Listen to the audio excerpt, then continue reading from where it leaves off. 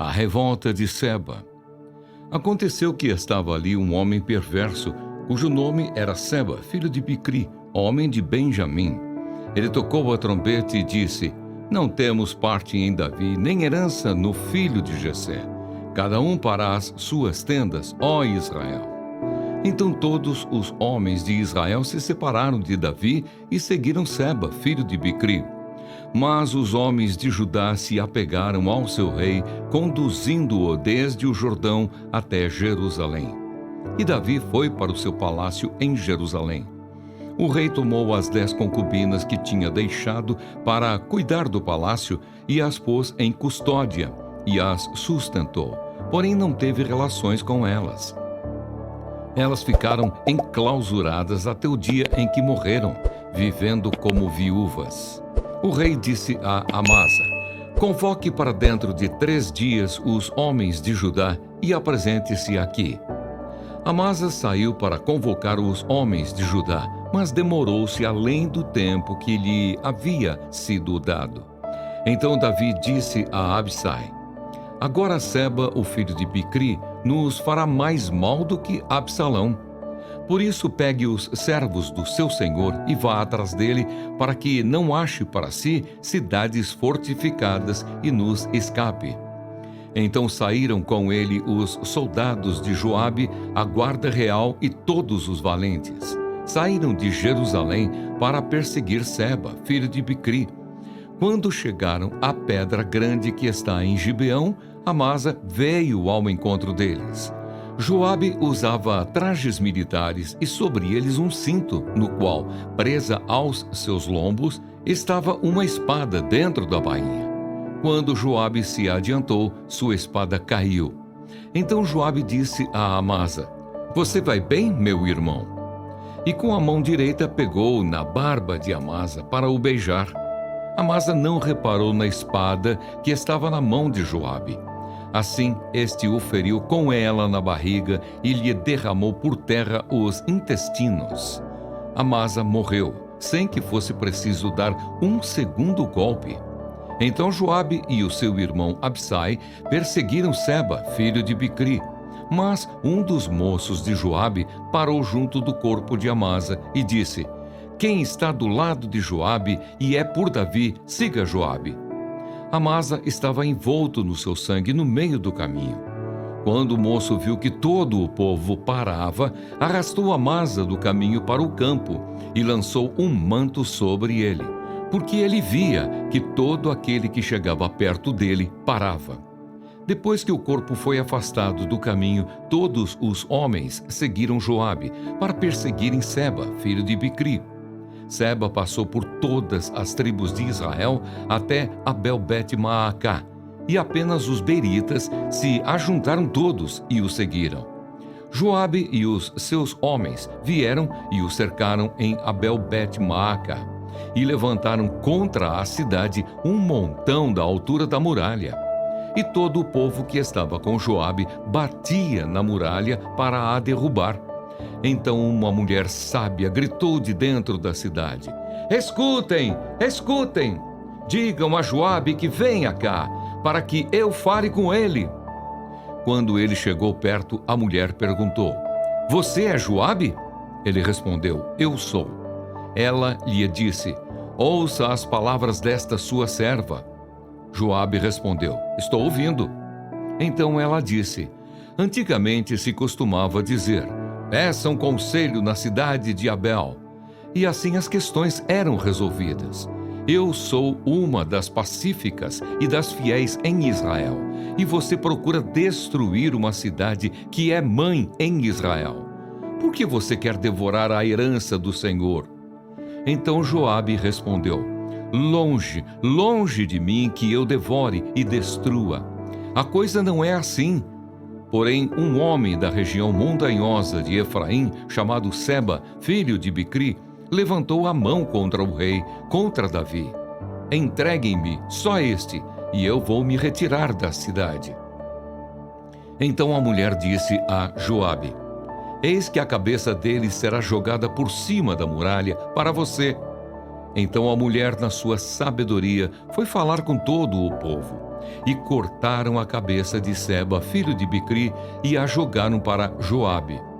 Então Joabe tocou a trombeta, e eles se retiraram da cidade, cada um para a sua casa. E Joabe voltou a Jerusalém para junto do rei. Oficiais de Davi. Joabe era comandante de todo o exército de Israel. Benaia, filho de Joiada, era comandante da guarda real. Adorão era chefe dos que estavam sujeitos a trabalhos forçados. Josafá, filho de Ailude, era o cronista. Seva era o escrivão. Zadok e Abiatar eram os sacerdotes. E também Ira, o Jairita, era ministro de Davi. Os gibeonitas são vingados.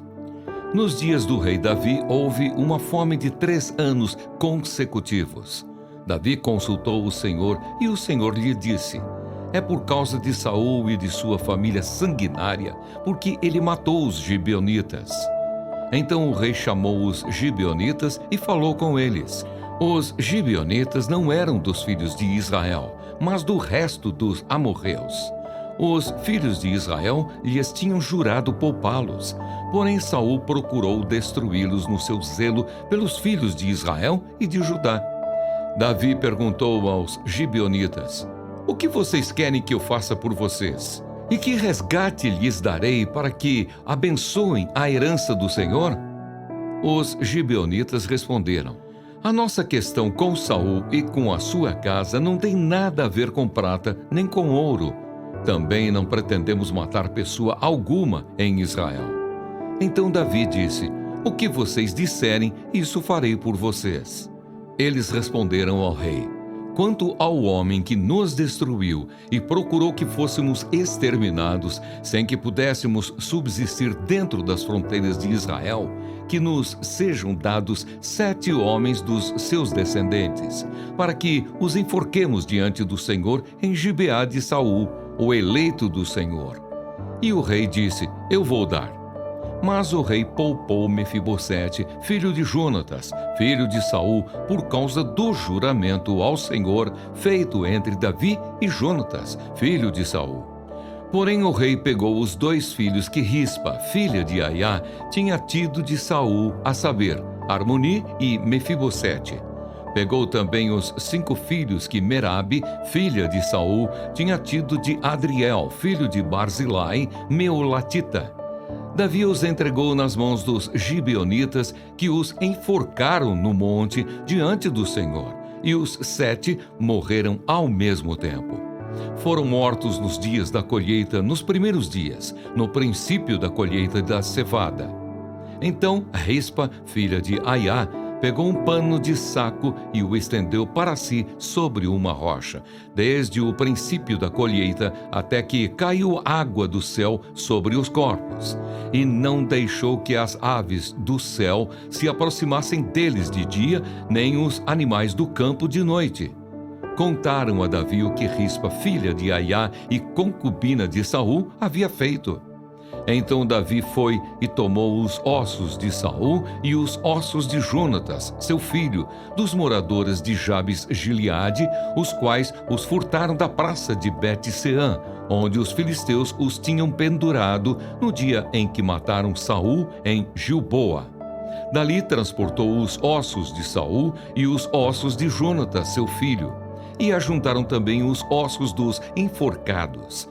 Sepultaram os ossos de Saul e de Jonatas, seu filho, na terra de Benjamim, em Zelá, no túmulo de Quis, seu pai.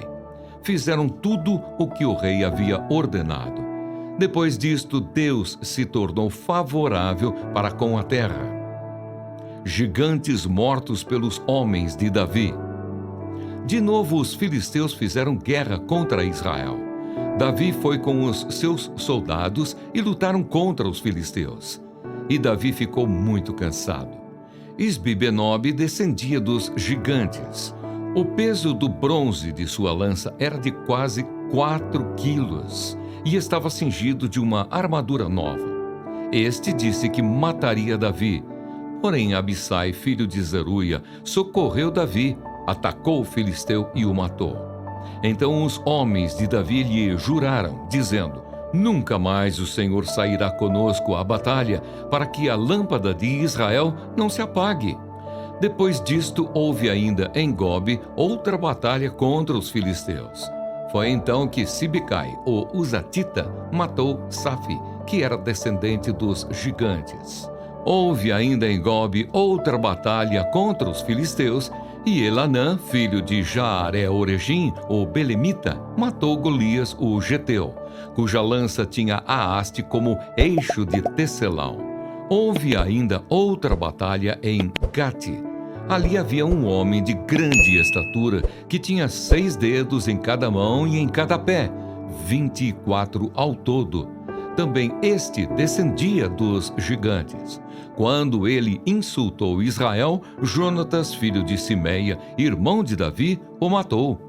Esses 4 eram descendentes dos gigantes em Gate, e foram mortos por Davi e seus soldados.